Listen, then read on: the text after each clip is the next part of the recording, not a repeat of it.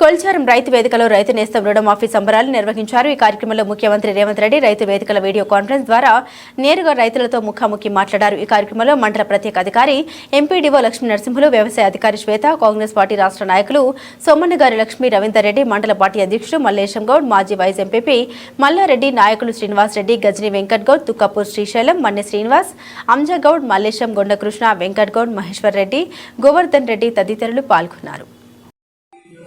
ఎంత అద్భుతమైన గొప్ప కార్యక్రమంలో పాల్గొని దేశానికి ఆదర్శంగా నిలబడే అవకాశం తెలంగాణ ప్రజలు మాకు ఇవ్వడం జరిగింది.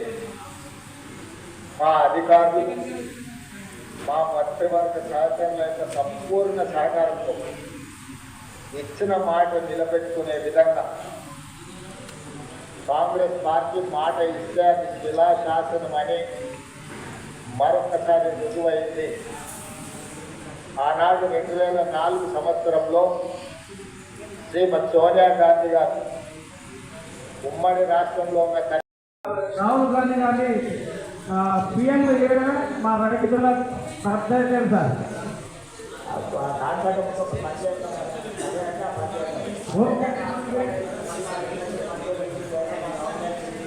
పెడతాం సార్, తప్పకుండా పెడతాం సార్. చాలా మంది వస్తుంది సార్. మీరు రైతులకు తెలంగాణ రైతు